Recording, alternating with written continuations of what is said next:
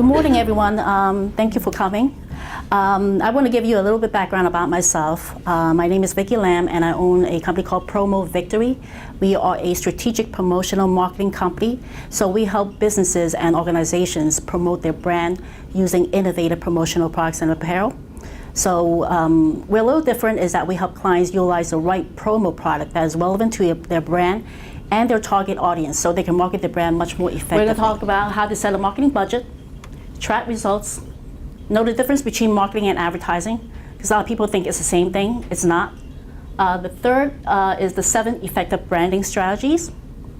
We're going to learn about the do's and don'ts of business gifts, how to create a successful promotional campaign that will maximize brand awareness. And they were saying that 80% of startup businesses actually fail. But you know what? One of the major reasons why business fail is because of the marketing they do.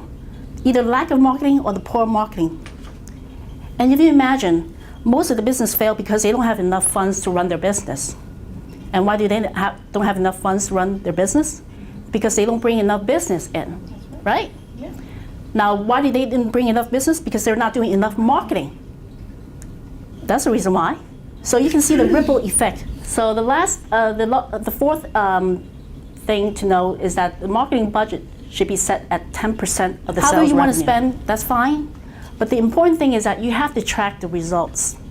And the reason I'm saying it's so important because you got to know that the money you spent is actually going to generate revenue for you. Is it going to work? Now, here's a big confusion. A lot of people think that marketing and advertising is the same thing. It's actually not, because it has so many different elements. Now, here's the big definition here. Marketing consists of the 4 P's. Product, price, place, but here's the thing, and promotion part. The promotion part consists of advertising. It consists of market research. It consists of branding. It consists of public relations. And it also consists of business development. What you do with the marketing is a general what you do with your brand. So how you package your brand, how you price your brand, where you're going to sell it, and then how you're going to communicate your brand. That's where the promotion comes in play. And advertising is a small promotion, is the small element. It's going to help you get the word out. So here's a quote. Doing business without advertising is like winking at a girl in the dark. You know what you are doing, but nobody else does. Is that a very good quote? It kind of gets to the point. So here are the 7 effective branding strategies. The first one is a company name, logo, and website. They clearly capture the essence of your brand. So the first thing is a company name.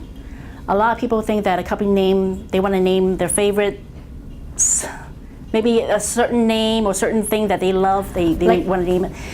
First of all, if it's not something that you sell, you shouldn't name your company that.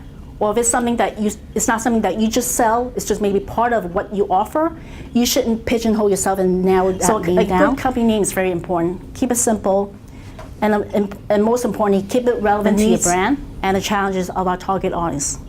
And why I say that is that when you learn about their needs and challenges, you're going to be able to position your brand in a way it's going to help them solve their challenges. Because you want to be the aspirin that's going to make their pain go away.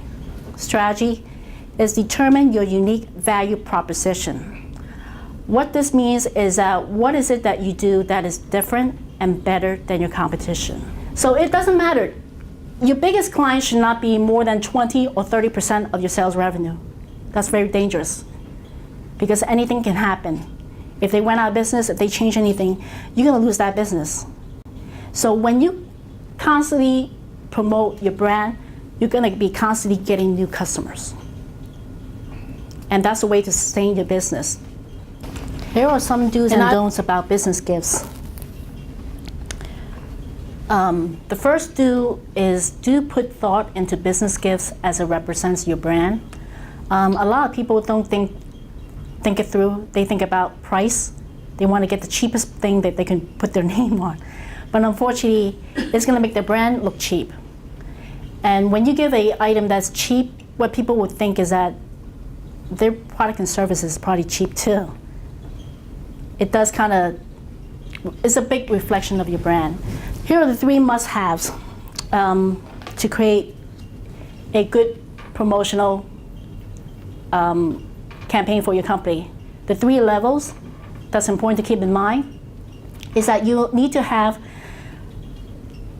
promotional items that is under $2, and you are going to use them at trade shows and various events.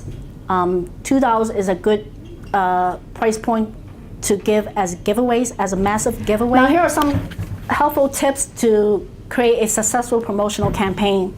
Because a lot of times people find the challenges is finding the right promotional product for the business. So I've come up with the, some tips, and the tips I begin with the promote. These are the letters in promote. I think that will be easy to remember. It needs to be practical. It needs to be something that people can use, something that they can use day to day that's kind of relevant. When you get a package, maybe a letter, that lumpy mail, would you throw away, or you want to see what's inside, right? That automatic piques people's interest.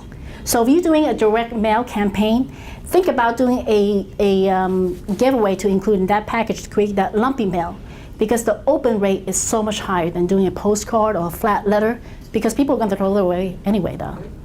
But when that lumpy mail is going to, it's going to cause people to be very curious about what's inside. Here are some sales statistics that I came across that's kind of very interesting, that shows persistence, that not a lot of people have that persistence.